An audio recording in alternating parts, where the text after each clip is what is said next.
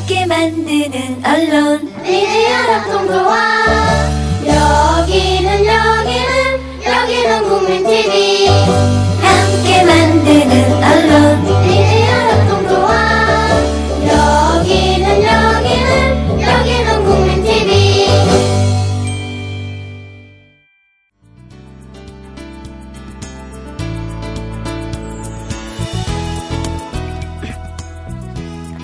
네, 안녕하세요. 드디어 이 땜방 방송 2주째 2주째 이튿날이 밝았습니다. 어제 예고해드린 대로요. 오늘은 북한 역사에서 정치적으로 가장 비극적인 시기 1967년을 전후한 이야기들을 조금 하려고 합니다. 귀를 기울여 주시면 감사하겠어요. 광고 좀 듣고 오겠습니다.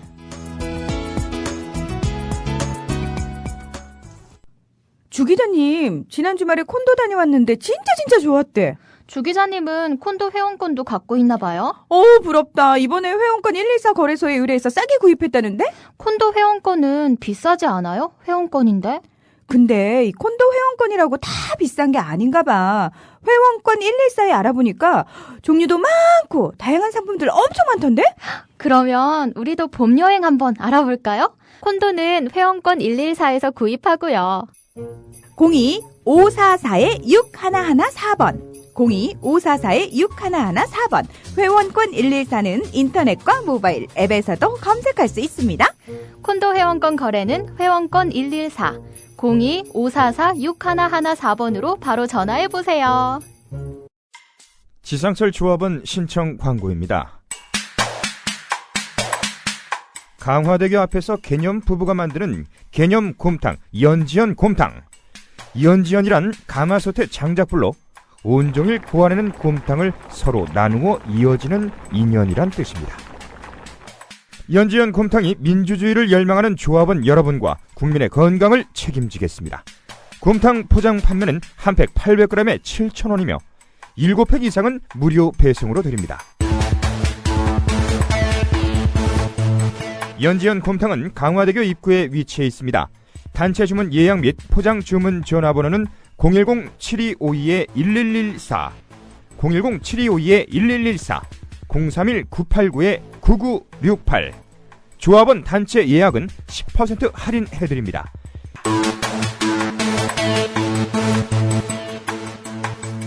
포장 판매 금액의 10%는 국민TV 후원금으로 쓰입니다.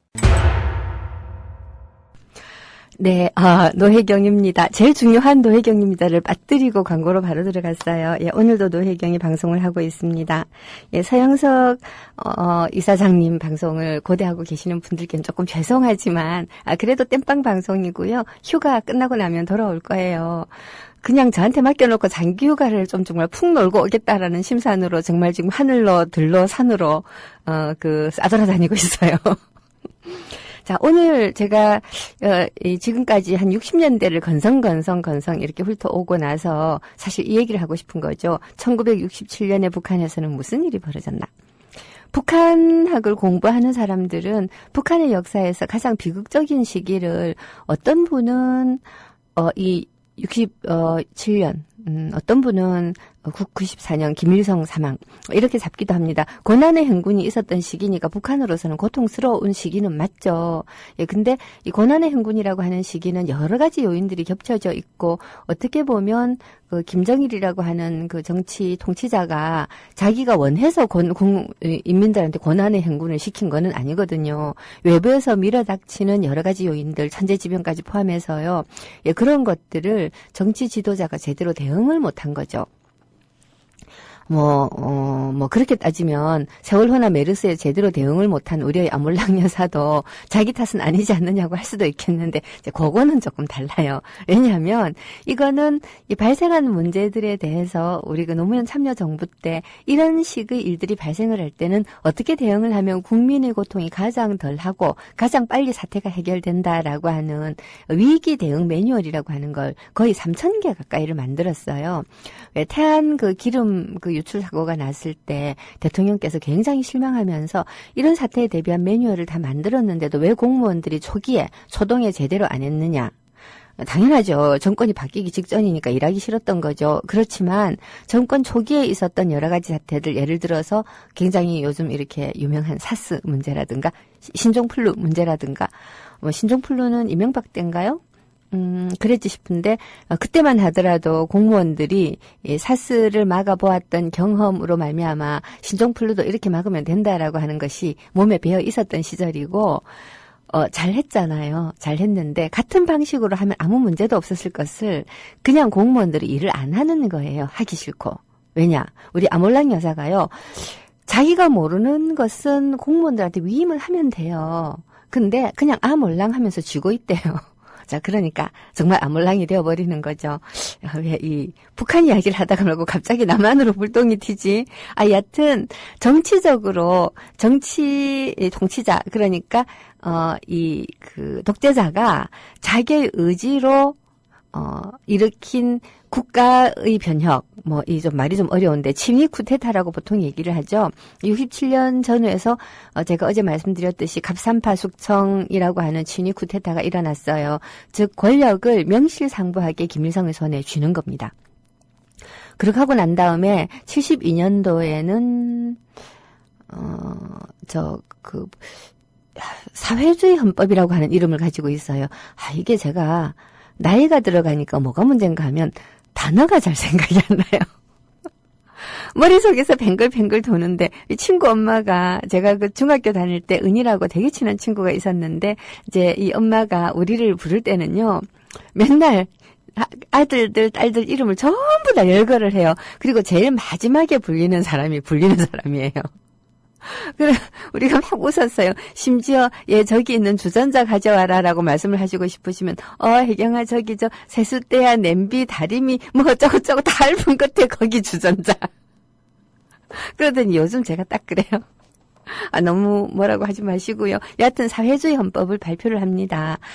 그러면서 우리가 유신헌법을 발표하던 시기 비슷한 시기예요. 이제 그러면서 명실 공히 김일성 유일 체제로 접어드는 것이지요. 그럼 67년에서 72년 사이에 북한에서는 무슨 일이 벌어졌나? 이게 심각한 일들이 많아요. 그 중에서 문학예술의 관점에서 한 가지 예를 들자면, 이 시기에 북한은 굉장히 고립감을 느끼고 체제 위기 의식을 많이 느꼈어요. 김일성이 66년도에 현정세와 우리 당의 과업에 대하여라고 하는 어떤 이 연설을 했다라고 말씀을 드렸는데요. 거기에 보면 세계적으로 사회주의가 위기에 처한 것에 대해서 굉장한 경각심을 드러내면서 이 북한 인민들이 똘똘 뭉쳐서 사회주의를 지키는 보루가 되어야 된다라고 하는 취지의 이야기를 많이 하거든요. 자, 그렇게 하고 난 다음에 무슨 일이 발생을 하느냐? 북한 전역에 걸쳐서 부르주아지적인 사상이 조금이라도 담겨 있는 인쇄물 몽땅 없앴어요. 진짜로. 그러니까 그때까지만 하더라도 북한 사람들은 번역 소설들을 읽었다는 거죠. 심지어 미국 소설이라든가 영국 소설이라든가 프랑스 소설 이런 소위 자본주의권의 소설들도 읽었거든요. 되게 우리가 고전 명작이라고 하는 소설들을 일제시대 때부터 번역을 해서 우리가 읽었기 때문에 당연히 북한 사람들도 보고 있었고, 북한이 출판 인쇄 문화가 적어도 45년 이후에 50년대까지는 50년 이후는 전쟁으로 박살이 났으니까 그렇고, 그 전까지는 남한보다도 출판이 좀 활발했다고 볼 수 있어요. 제가 이 논문 쓰면서 시집들을 북한 자료센터라고, 반포. 죄송해요. 반포에 있는 국립도서관이 있거든요. 국립도서관 6층에 북한 자료센터라고 있는데, 거기는 출입 자격이 있는 사람만 들어갈 수가 있어요. 근데 저는 북한 전공자였기 때문에 출입 자격이 있어서 들어갔는데, 이제 거기에서 시집들을 쭉 찾아보다가 보니까 46년도인가 7년도인가에 파블로 네루다 시집이 어떤 다른 분 시집 하나하고 같이 이제 2인 시집으로 출판이 되었는데요. 초판은 무려 15,000부인가? 이렇게 찍고요. 또 어떤 시집이 하나 있는데 이건 초판을 20,000부인가 찍었더라고요.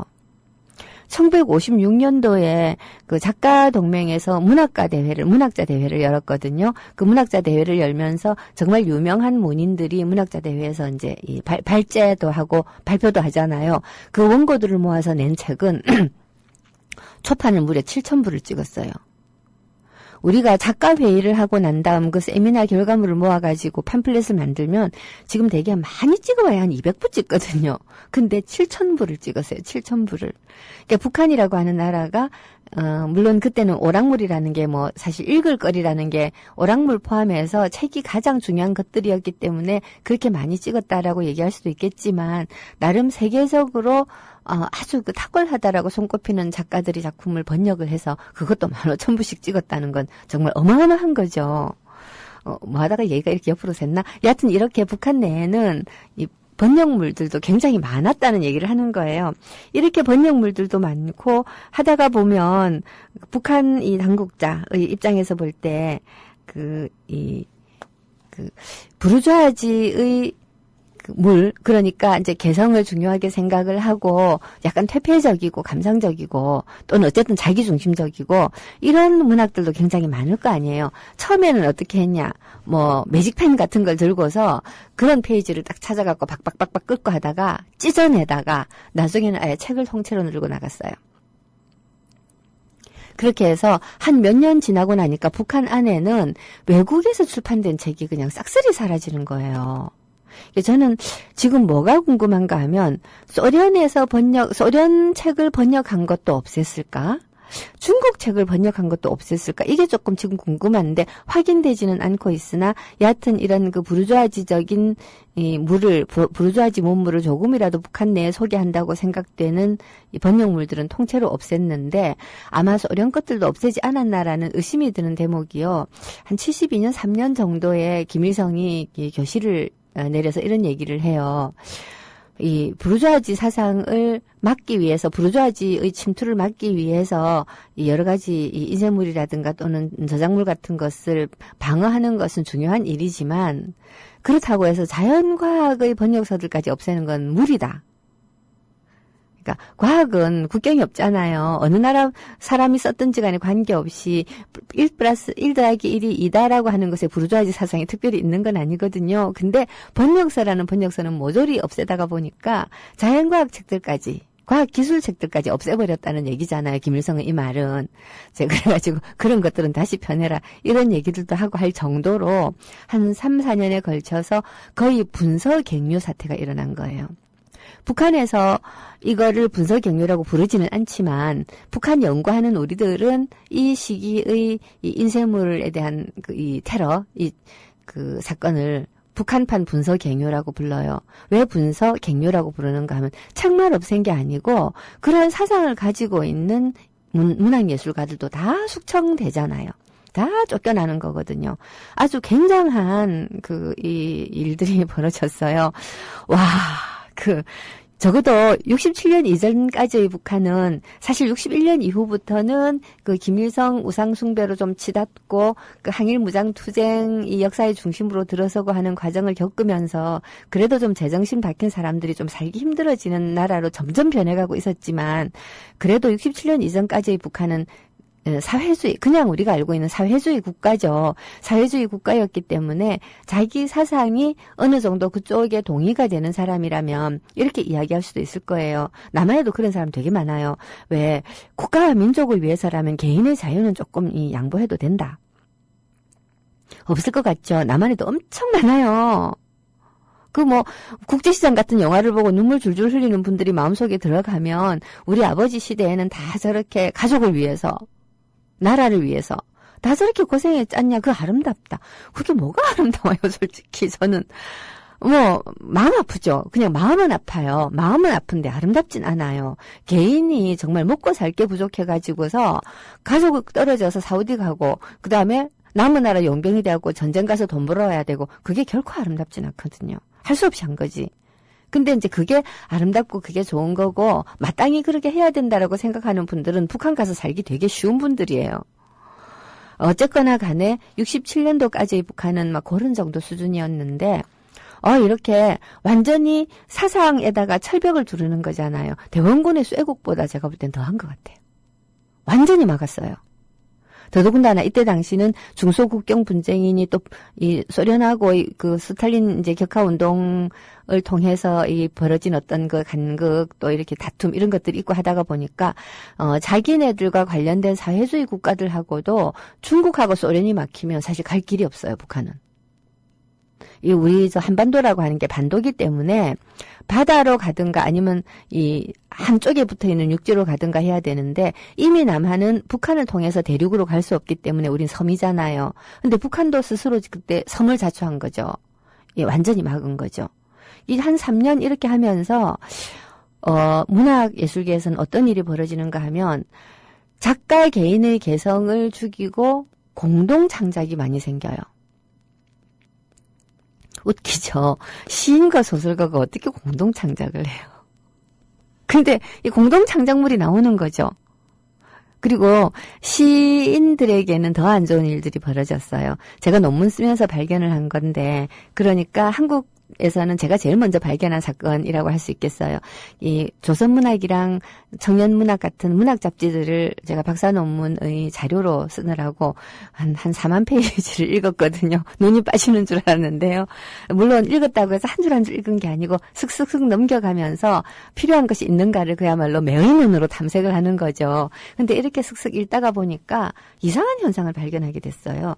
67년 이후 어느 날부터 평론에서 시인의 이름이 사라지는 거예요. 시인의 이름. 평론가가 시인이나 작가의 이름을 거론해서 평가한다는 게 얼마나 중요한가. 이번 신경숙 사태도 저는 본질이 표절이 아니다라고 보거든요. 왜 표절이 아니냐? 신경숙 사태의 본질은 신경숙을 대한민국의 가장 빼어난 작가다라고 홍보함으로써 많은 독자들이 그런 줄 알고 사서 봤다는 거예요. 만약에 신경숙이 책 한 권 펴냈는데 한 1000부 팔리고 많은 소설가라면 표절을 했다 해도 이렇게까지 시끄러워지지 않아요. 그냥 사라지죠. 아니 정말 뭣도 못 쓰는 정말 글도 참 더럽게 못 쓰는 작가가 표절까지 했다니 하고 이미 출판사에서 버려요. 근데 이 작가가 200만부씩 팔리는 작가예요. 그러니까 표절을 했다고 하는 것이 독자 입장에서는 굉장히 분하고 출판사 입장에서는 굉장히 곤혹스러운 거죠. 복주머니인데? 돈 나오는, 화수분. 예, 화수분인데. 자, 근데 이게 어떻게 보면 제가 볼 때는 이 출판사와 평론가들이 잘못인 것이 신경숙 문학이 그렇게까지 훌륭하지 않다는 걸 자기들도 알아요. 알거든요. 모를 리가 있겠어요? 근데 잘 팔리니까, 그러니까 독자의 구미에 맞으니까. 자, 이때의 독자라고 하는 것은 사실 대중문학 독자를 얘기하는데 대중문학 독자라고 해서 언제나 대중문학만 보고 싶은 건 아닐 거 아니에요. 또 번역 소설들 예를 들어서 하이틴 로맨스 같은 거 이런 거 읽던 독자들이 커서 나름 문학을 읽고 싶은 거예요. 문학. 우리가 중고등학교 교과서에 문학이 있고 문학을 존경해야 되는 것이다라고 사실은 배워오잖아요. 그런데 이 존경하는 문학을 나도 보고 싶은 거야. 근데 신경숙 보니까 입맛에도 딱 맞고 읽기도 쉽고 뭔가 되게 아름답고 근데 평론가들이 이게 훌륭한 문학이라고 하는 거예요. 독자가 완전히 기만당하는 거고 근데 그 결과로 좋은 문학이 말라 죽어요. 평론가들이 저렇게 있으니까. 이게 신경숙 사태의 본질이지요. 이게 표절로 터져나왔다는 건 제가 볼 때는 당연한 거예요. 왜냐? 한 명 미달인 작가한테 자꾸 글 내놔라 그러고 수준에 대해서 기대를 하니까 뺏게 하지. 별 수가 있겠어요. 아우 정말 미치겠다. 하여튼 그거는 그렇고 왜 자꾸 옆으로 이렇게 이야기가 새나. 어쨌든 평론가가 어떤 시인의 그 작품을 예를 들어서 이정일이 쓴 백두산이라고 하는 시, 지난달에 그 조선문학에 실렸던 이정일의 백두산이라고 하는 시는 이러저러해서 훌륭하고 이러저러해서 문제가 있다라고 이제 평가를 하면 물론 이러저러해서 문제가 있다는 평가를 받으면 기분은 안 좋겠지만 그러나 조선문학의 같은 시기에 시인이 수십 명 시를 써요. 근데 그중에서 두세 명 내지는 서너 명을 골라가지고 이 시인의 시가 좋고 나쁘고라고 평가한다는 것은 그 시인이 주목을 받는다는 소리잖아요. 자 그러면 그 다음번에 작품 싣기 더 쉬워요. 당연히 그렇겠죠. 더 쉬워지고 그러면서 점점 좋은 시를 쓰게 되고 독자들한테 인기 있는 시인이 되고 말빨리 생기는 거죠. 근데 평론에서 시인의 이름을 싹 없애버려요. 독자는 어떻게 되느냐? 그 다음부터 독자는 무의식적으로 작가 이름 안 보고 시만 봐요. 작가는 어떤 억압을 받느냐? 평론가들이 눈에 드는 시를 쓰기 위해서는 평론가가 쓰라고 하는 대로 쓸 수밖에 없어져요. 이게 평론과 작품 사이의 메커니즘이라는 거거든요. 독자들 한 사람 한 사람이 비평적 안목이 생겨가지고 작품을 보고 평가를 할 수가 있기는 사실 쉽지가 않아요. 문학평론이라고 하는 건 굉장히 공부가 많이 필요한 거고, 사실 보면 평론가가 되는 사람들이 아주 젊은 그 똑똑한 평론가들이 요새 등단을 하긴 하지만, 그래도 글 좀 쓴다 하려 그러면 나이가 한 44살씩 돼야 되고, 그러면 평균 25년 30년씩 문학 공부한 사람들이에요. 그렇게 해도 좋은 평론가가 되기 힘들거든요. 자, 이런 사람들이 작품을 선정해 주는 것을 독자는 믿을 수밖에 없죠. 독자가 그 정도의 안목을 지니려고 그러면 자기도 한 20, 30년씩 문학 따라 읽어야 되는데, 한 초등학교 때부터 소설 읽기 시작을 해가지고 한 50살 되면 눈은 좀 생겨요. 그렇지만 내가 지금 컴퓨터 프로그래머예요. 또는 내가 방송국 PD예요. 시간 없잖아요. 그러니까 평론가들이 좋은 작품이라고 하는 걸 골라 읽음으로써 자기의 문학적 안목을 계속 다듬어 가는 것. 그렇죠? 자, 사실 북한에서는 남한보다 더 안 좋은 게, 남한은 그래도 수많은 출판사가 있고 수많은 잡지가 있는데, 그래서 출판사 잡지에서 1차 거르고 평론가가 2차 거르고 한 것들이 싫으면 독자들이 출판사에서 그냥 작품 찾아갖고 읽어도 돼요. 물론 이 또한 여전히 문제는 있지만요. 그래서 요즘은 뭐 SNS 같은데 자기 작품을 바로 발표하는 사람들도 많잖아요. 자, 근데 북한은 딱 조선문학, 청년문학 이런 몇 개의 문학 잡지밖에 없고, 이 작가동맹에 소속이 되어야지만 글을 실을 수가 있고, 작가동맹에 소속되기 위한 절차도 굉장히 엄격하고, 거기에다가 평론가들이 이름도 안 밝혀요.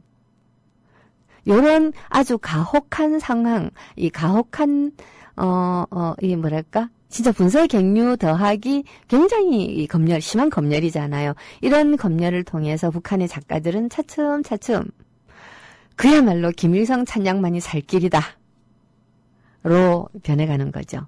여하튼 67년에서 72년도 그 북한 헌법이 확정되고 하는 사이에 정말 많은 일들이 발생을 했는데요. 그 중에서 제가 볼 때 가장 비참했던 것은 바로 이 분서갱류, 그리고 평론가들이 북한 문학의 검열의 전면에 나서서 이제 문인들을 이런 식으로 검열을 한 사건들. 그것 말고도 또 있어요. 혹시 여러분 불멸의 총서라고 하는 말을 들어보셨나요? 그 불멸의 총서. 예. 이 불멸의 총서라고 하는 게 그 김일성의 일대기를 소설화시킨, 다시 말해서 역사를 소설화한 그 소설들이라고 할 수 있는데요. 북한의 4.15 창작단이라고 하는 게 있습니다. 이 4.15 창작단이라는 것은 뭔가 하면, 북한에서 굉장히 소설을 잘 쓰는 소설가들을 창작단에 모아가지고 먹여주고 재워주고 월급도 많이 줘요. 그러면서 이제 김일성의 연대기 가운데서 중요한 에피소드를 뽑아가지고 소설로 만들게 하는 것입니다. 사실은 굉장히 재미난 소설들이 많아요. 읽어보면, 그냥 왜 대중소설이 대중문학의 관점에서 본다면, 묘사도 치밀하고 전개도 좋고, 이 작중 인물들도 지나치게 착하다는 단점을 제외하고는요, 되게 재밌어요. 예, 악당은 그 제국주의자들이지 같은 인민이 아니잖아요. 그러니까 북한 소설에서는 보면 긍정적 주인공들이 너무 등장을 하고, 이 부정적 인물들도 지나치게 악하게 잘 안 그려지는 경향이 있어요. 좀 교조적이죠. 그런 것에 대해서 좀 비판이 일어서 이렇게 리얼하게 하자, 정말 리얼하게 하자라고 해갖고 약간 좀 뭐가 좀 등장을 하다가 또다시 긍정적 주인공 쪽으로 돌아가고 하는 이런 일들을 반복을 해요. 근데 여하튼 이 4.15 창작단이라고 하는 곳에서 김일성의 일대기를, 그러니까 1926년도 타도 제국주의 동맹을 중학생의 몸으로 만들어서 이 사회주의 운동을 처음 시작했다라고 하는 거룩한 역사에서부터 가장 중요한, 북한으로 볼 때는 가장 중요한 항일무장투쟁 시기. 이 항일무장투쟁 시기의 김일성의 이야기들을 집중적으로 소설화하는 거죠. 그래서 소설을 통해서 인민들한테 역사 교육을 시키는 겁니다. 왜 우리가 사실 허준이라고 하는 의사를 재발견하게 된 거는 지금 문제가 되고 있는 장비에서 대중소설을 처음 펴냈어요. 이게 이은성이라고 하는 작가가 쓰신 동의보감이라는 소설이거든요. 90년대 들면서 한국의 출판계에서는요, 먹고 살아야 되는 일이 굉장히 중요해졌어요. 그전에는 사실은 이 약간 사회과학 계통의 책을 펴내는 출판사들은 책을 한 번 내면 10,000부씩 이렇게 팔았어요. 많은 사람들이 사회과학 서적을 읽었다는 얘기죠. 그리고 출판사라고 하는 곳은 규모가 작아요. 그러니까 책이 한 10,000부 정도 팔리면 진짜 한 1년, 직원 한두 명 정도 있는 출판사에서 한 1년 먹고 사는 거죠. 그러니까 좋은 책을 펴낼 수도 있었던 거죠. 문장도 꼼꼼하게 다듬고 번역 꼼꼼하게 하고. 근데 90년대로 접어들면서 시장이 확 풀리면서 번역물도 많이 나오고 우리나라 전체가 88 올림픽 이후에 경제 규모가 커지면서 출판계도 덩달아서 규모가 커져요. 출판사마다 직원의 숫자도 늘어나고, 그리고 기억하시는 분들은 있을지 모르겠지만 88 올림픽 이후에 우리나라의 임금 수준이 굉장히 뛰었어요. 노동운동의 이 긍정적인 결과이기도 하고요. 그리고 또 독재로 인해서 방해받고 있었던 경제활동들이 활발해지면서 경제 규모가 커지는 덕분도 있어요. 자, 그러다가 보니까 시장도 커지죠. 출판 시장도 커지는데, 문제는 시장이 커지면서 덩달아 출판사 숫자도 굉장히 늘어났어요. 출판은 진입 장벽이 굉장히 낮은 분야예요. 그러나 좋은 책을 펴내기는 정말 쉽지 않은 분야죠.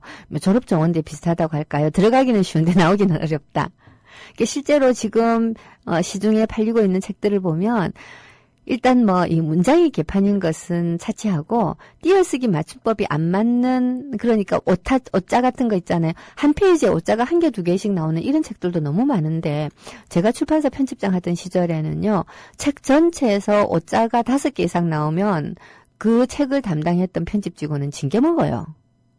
그 정도로 아주 엄격하게 했는데, 지금은 숫자가 너무 많으니까 그렇게 실력 있는 편집자 숫자도 상대적으로 줄어드는 거예요. 출판사가 10개 있을 때 실력 있는 편집자가 30명 있었다 그러면 출판사가 100개 있을 때도 실력 있는 편집자는 40명밖에 안 되는 거예요. 하여튼 자꾸 남한 이야기로 돌아가서 걱정이네요. 다시 이제 돌아가서 여하튼 이 대중에게 역사를 교육을 할 때 굉장히 재미나게 쓴 역사서보다 소설 한 권이 훨씬 더 강력해요. 우리 이 태백산맥이라고 하는 책들 지금 되게 많이 읽었는데, 이 여순 반란 사건과 학살 사건들, 이런 것들을 태백산맥을 통해서 본 사람이 역사책에서 안 사람보다 더 많을 거예요. 그런 거죠. 여튼 그래서 이 북한에서는 4.15 창작단이라고 하는 소설가들을 끌어모아서 먹여주고 재워주면서 글쓰게 하는 창작단을 만들어가지고 굉장히 시설도 좋아요. 어마어마하게 좋아서 어지간한 소설가들은 거기에 이제 입소하는 게 소원이고 할 정도로 시설도 좋고 대우도 잘해주고, 사실 북한 사람들은 일을 안 하면 배급을 못 하거든요. 월급을 못 받는데, 근데 이 창작단에 속해 있는 소설가들은 2년씩 3년씩 글 안 쓰고 놀고 먹어도 누가 뭐라 하질 않는 거예요. 이 작품 하나를 출산하는 고통이 얼마나 큰지를 이 4.15 창작단을 만들고 문학예술계를 실질적으로 이끌었던 김일성의 아들 김정일이 잘 알고 있었기 때문에. 김정일은 굉장히 이 문학예술에 대한 조예가 깊은 사람이었어요. 그리고 그 조예가 깊은 것은 본인이 조예가 깊은 것도 좀 있겠지만 사회주의권의 지도자는 문학예술의 조예가 깊어야 돼요. 안 깊으면 그 많은 인민들이 정신세계를 이끌어서 사회주의적 인간으로 개조시키는 작업을 총이나 칼로는 못해요. 문학예술로 해야 되거든요. 즉 문화로 건설해야 돼요. 문화로 건설해야 되기 때문에 사회주의 지도자가 되려면 이 문화예술의 조예가 정말 깊어야 되고, 최고의 전문가가 되지 않으면 진짜 잘난 전문가들 틈에서 살아남기 굉장히 힘들죠.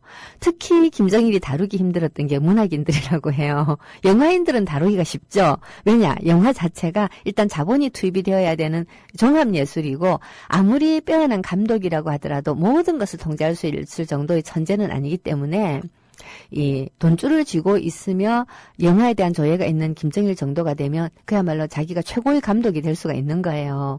근데 김일성은 이 백두산 같은 작품에 대한 시비가 40년대에 붙었을 때 김일성이 이야기하는 걸 들어보면 이 사람 문학에 조예가 있어요. 근데 김정일은 문학보다는 이 영화 쪽에 조금 더 조예가 있었던 것 같아요. 그리고 실제로 영화가 사회주의권에서는 조금 더 중요하기 때문에 김정일이 김일성에 이어서 권력을 자기가 우리가 지금 세습이라고 쉽게 얘기를 하지만 굉장한 투쟁의 과정이 있었겠죠. 그리고 그 후계자로 인정받는 과정도 있었을 테고요. 그냥 아주 간단하게 이거 생각해 보시면 돼요. 여러분들이 요새 저기 왜 광해군에 관한 드라마가 많이 나오잖아요. 광해가 왕이 되기 위해서 얼마나 피눈물 나는 과정을 거쳤는가. 이걸 생각해 보시면 김정일도 그랬을 것이다 라고 생각하시면 될 것 같아요.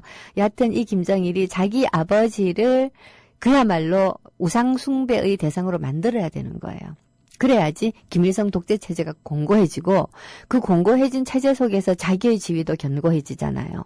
그래서 아버지를 막 찬미 예찬하는 그리고 아버지를 찬양 예찬하는 과정 속에서 북한이라고 하는 국가를 그야말로 김일성 국가로 가지고 가기 위한 작업들을 하는데 그 작업 중에 굉장히 중요한 것이 4.15 창작단을 통해서 김일성의 항일무장투쟁 시기의 역사들을 굉장히 위대한 투쟁으로 소설화시키는 거죠.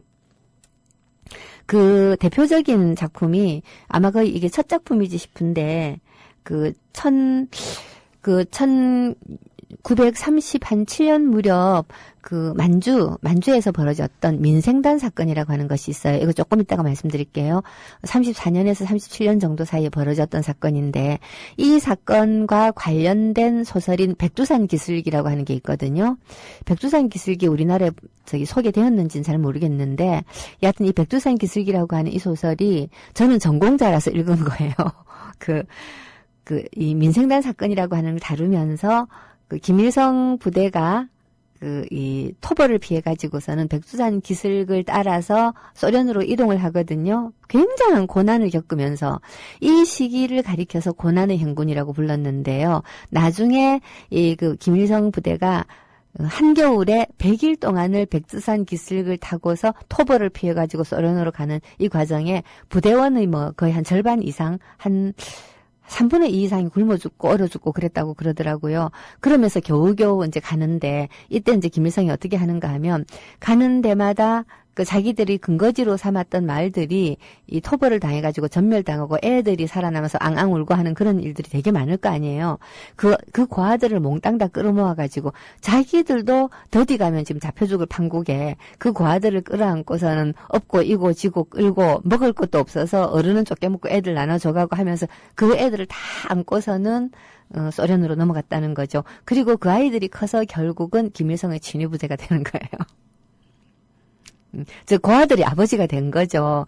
북한은 자기들 스스로를 사회주의적 대가정이라고 부르기를 즐기는데요. 그래서 어버이 수령인 거거든요. 근데 이 어버이 수령의 이 신화 내지는 이 이미지가 어디서부터 생겨났는가 하면 바로 이 백두산 기슭을 타고 가는 고난의 행군 시기 동안 고아들을 버리지 않고 안고 갔던 이 장면에서부터 발생을 하는데 이게 실제 있었던 역사이기도 하지만 이거를 북한에서는 정말 엄청나게 재미있게 소설화시켜가지고 사람들한테 막 읽힌 거고 그 작업을 이제 김정일이 아주 치밀하게 한 거죠.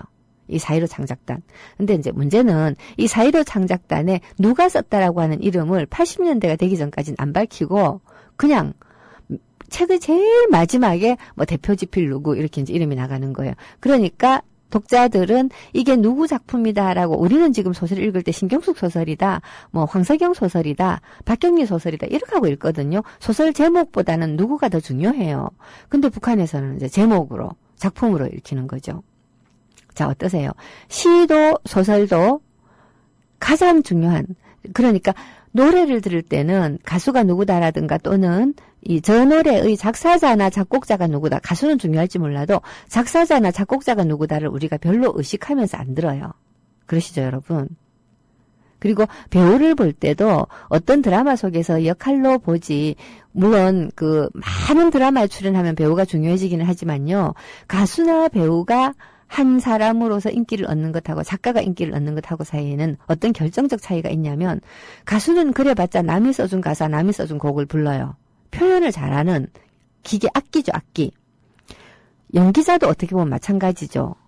배우죠. 근데 시인이나 소설가는 자기의 사고, 자기의 사상, 그리고 자기의 언어, 자기의 개성 이런 것들을 가지고 작품을 만들어내기 때문에 작품이 많이 쌓이고 잘 쓰면 잘 쓸수록 그 작가한테 대한 존경심이 쌓여가게 되어 있는 거죠. 다시 신경쓰기로 돌아가서 왜 신경쓰기 문제냐? 바로 그게 문제라는 거죠. 자기 생각이 아닌 생각들을 드립다 쓰고 거기다가 실력도 없는데 남들 막 띄워주고 해서 이름이 너무나 묵직하게 쌓였다라는 거. 여튼 북한에서는요. 예, 하여튼 여튼 북한에서는 바로 이러한 위험들 때문에 67년 이후에 유일 체계, 유일 사상 체계, 유일 지배 체계로 가기 위해서 가장 일반인들의 존경을 쉽게 끌고 갈 수 있는 시인, 소설가, 작가들의 이름을 없앴다라는 거죠. 굉장히 중요한 사건입니다. 사실 저는 개인적으로는 길게 보면 통일하는 것이 옳지만 그 통일의 단계를 정말로 그 남북 합의서 1991년 남북 합의서대로 그 단계적 통일 우선 이 사회 교류, 그 문화와 그 사회의 교류부터 시작을 해서 경제 협력을 하고 그리고 아주 오랜 뒤에 서로를 충분히 이해하고 있을 때 그리고 서로 간의 경제 격차가 많이 줄었을 때 그 제도 통일을 그때 다시 고민해야 된다라고 생각합니다. 말하자면 점진적인 매우 느린 통일을 지향을 하는데 통일보다 훨씬 중요한 게 평화 정착이라고 생각해요. 예, 평화 공존하는 정착. 평화를 정착시키고 공존하는 정책이 중요하다고 생각을 하죠. 얘기하다 보니까 시간이 얼마 안 남아갖고 게시판으로 가야 되겠습니다. 예, 중요한 질문들이 이렇게 몇 개 있고요. 배우영님께서 김시스터즈가 부른 김치깍두기라는 곡이 있다고 하시는데, 예, 저도 이 노래 알아요. 근데 북한의 김치깍두기 특이하죠. 김치깍두기라는 음식이 남북한에도 똑같이 있다는 거, 이거를 뜻밖으로 생각하는 분들이 생각보다 많아요. 근데 북한 사람들도 밥 먹고요. 북한 사람들도 김치깍두기 먹고 소고기국 먹고요. 김일성이 이런 말을 했답니다. 물론 60년대 50년대 이야기지만 사회주의란 무엇인가? 모든 인민이 기와집에 살고 입합에 고깃국을 먹는 것이 사회주의다. 입합이라는 것은 하얀 쌀밥을 얘기하는 거예요. 그러니까 모든 인민이 기와집에 살고 지금식으로 따지면 모든 인민이 30평형대 아파트에 살고 이 외식으로 일주일에 한두 번 정도는 스테이크를 먹을 수 있는 게 그런 정도로 바꿀 수가 있겠죠. 예, 그렇습니다. 예, 타미키타가 예, 노래도 불렀습니다. 그리고 서영석 대표님요. 예, 휴가 가셨습니다. 휴가 자주 가나 보죠. 예, 그리고 무라일체님 북한에서 무속을 굉장히 억압을 하고 단합을 했습니다. 사실입니다. 그리고 작품 속에서는 근데 웃기는 것은 결국 김일성 한 몸에 모든 종교적인 색채가 다 모여요. 예, 하여튼 그렇고요. 라디오 21 이야기는 저는 별로 입에 담고 싶지 않지만 공권력의 탄압이 아니다. 라는 것만은 말씀드리고 싶어요. 네. 저도 상처가 너무 크기 때문에 이 이야기는 저한테 안 물어주시면 참 감사하겠습니다. 예, 그리고 데인배님, 맞습니다. 예, 미술계에서도 큐레이션이라고 하는 평론가들에 의해서 그림 가격이 매겨지고 유명세를 타는 그런 일들이 가끔 발생하죠. 그리고 옥션 같은 데서요, 미술품 경매를 하면서 자꾸 호가를 높여가지고 큰 작가로 만드는 경우가 있는데, 우리나라 정도 수준에서는 그게 안 되는데요. 중국은 어마어마하게 많은 미술품, 수집 인구가 있어요. 우리가 이 인구가 지금 한 5천만 정도 되잖아요. 근데 중국에서 옥션에 그림을 사겠다고 등장을 하는 부자들의 숫자가 한 3천만 명 된대요. 이건 정말 게임이 안 되는 거예요. 그중에서 정말 세계 미술 시장을 좌지할 수 있는 큰 손이 한 500명만 된다고 생각을 해보세요. 그 사람들이 자기네 작가의 작품을 처음에 $10,000 정도짜리를 한 두세 번 팔면서 한 $100,000로 올렸다가 또 한 몇 달 있다가 이걸 한 $1,000,000로 올리고 또 한 몇 달 있다가 이걸 한 $10,000,000로 올리고 얼마든지 가능하죠. 그렇게 해서 중국 이 화가들을 완전히 그거 하시는 거죠. 중국 화가들을 완전히 뻥튀기를 해가지고 미술 시장에서 최고의 작가로 거의 피카소급으로 만들어 놓는 건데, 이 피카소급으로 만들어 놓으면요, 자연히 중국의 문화예술의 평가가 높아지잖아요. 소설은 어렵습니다. 왜냐, 번역도 해야 되고, 그리고 작가들이라고 하는 것은, 적어도 자유가 없으면, 자기에게 쓸 자유가 없으면 훌륭한 작품을 생산하기가 굉장히 어려워요. 사회주의권에서 정말 훌륭하고 위대한 작가다라는 소리를 듣는 사람들이 대개 스탈린 시대 이전의 작가들이거나 아니면 솔제니친처럼 쫓겨난 작가거나, 보리스 파스테르나크나 솔제니친 다 쫓겨난 작가들이잖아요. 이런 것들을 보면 알 수가 있겠죠. 그리고 우리가 정말 존경하는 그 체코슬로바키아의 최초 대통령 바칠라프 하벨, 이 사람도 굉장히 위대한 작가인데요. 위대한 작가니까 이렇게 공산주의 운동을 해가지고 결국 민주화를 이뤄낸, 체제 전환을 이뤄낸 주인공이잖아요. 정치가이기도 하고. 자, 그러니까 시인이든 소설가든 작가라고 하는 것은 치열한 정치의식과 자유에 대한 엄청난 갈망, 이런 것들이 없으면 안 되는 거죠. 이 표절 작가라고 하는 것이 작가라고 부르면 안 되는 이유가 여기에 있는 거죠. 자, 어쨌거나 그렇습니다. 라게이지님 정말 아직도 박정희 전두환 시절이 좋았다고 말하는 건 왜 그런 걸까요? 라고 하셨는데, 예, 저도 잘 모르겠습니다만은 두 가지 생각을 합니다. 한편으로는 자유가 버거운 사람들이 있어요. 에리 프롬의 유명한 어떻게 해서 독일에 히틀러가 집권하게 되었는가라고 하는 것을 심리 철학적으로 분석을 한 책이 자유로부터의 도피라고 하는 책 아닙니까? 사람들은 지나친 자유를 버거워한다. 또 한 가지는 전두환 박정희 시절에 그 사람들이 젊었어요. 청춘 시절이거든요. 누구나 청춘은 아름답죠. 실제로는 전두환 박정희가 훌륭해서가 아니라 자기들이 그때 젊어서 뭐든지 정말 이 길가에 지나가는 나비를 보고도 하는 이지경의 나이에 살았다는 사실을 까먹어버리고 그때가 전두환 박정희 시절이었다라고 생각을 하는 것뿐이에요. 저는 그렇게 생각합니다. 자, 어쨌거나 서영석 대표님 휴가가 아니고 방송을 잠시 쉬는 중이시래요. 아니, 나한테는 휴가에 가서 어쩌고 저쩌고 해놓고 이런 무슨 말도 안 되는, 어쨌든 한 달 뒤에 방송으로 돌아오신답니다. 그러니까 너무 기다리지 마시고 그동안 제가 열심히 방송을 하도록 하겠습니다.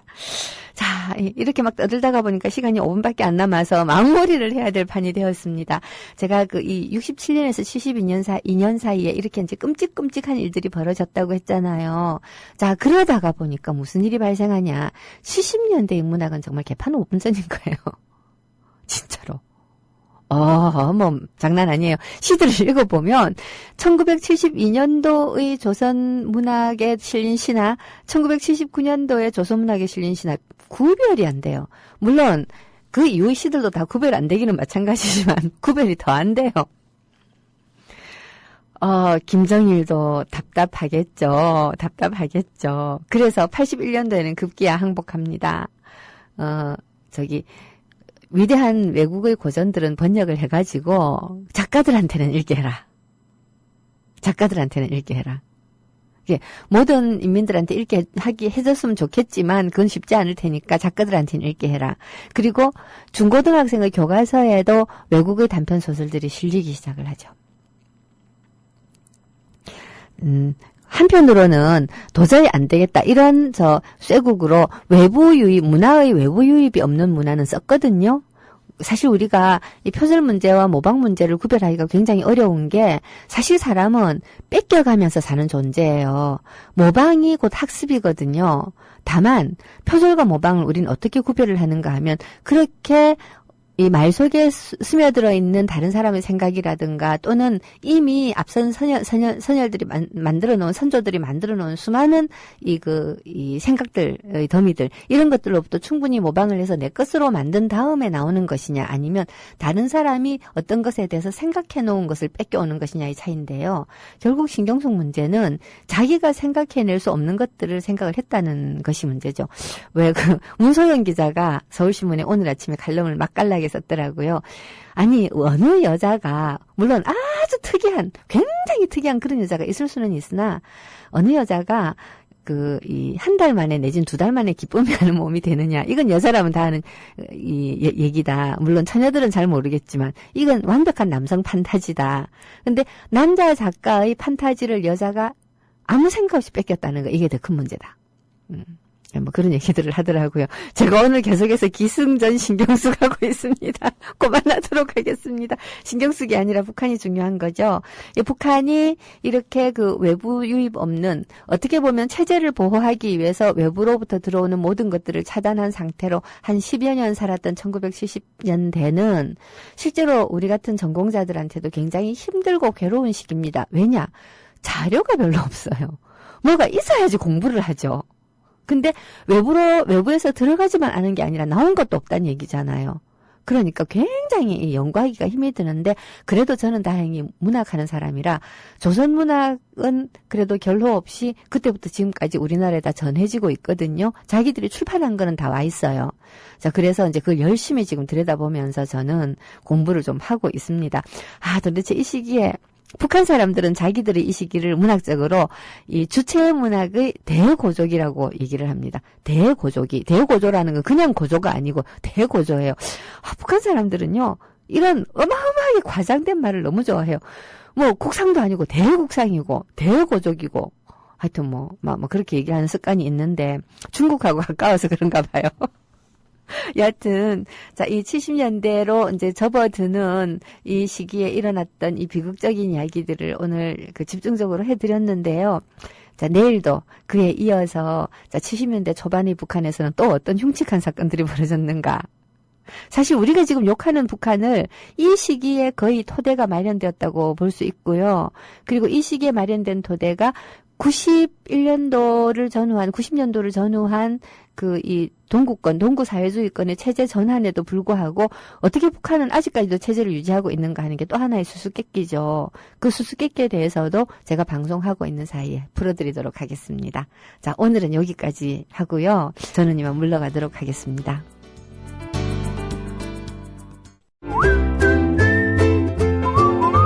국민라디오 팟캐스트 응원하는 가장 쉬운 방법 아시나요? 다운로드하기, 별점 주기, 댓글 달기, 구독하기. 국민라디오 팟캐스트 널리 알리는 가장 쉬운 방법. 다운로드하기, 별점 주기, 댓글 달기, 구독하기. 기억하세요. 다운로드하기, 별점 주기, 댓글 달기, 구독하기.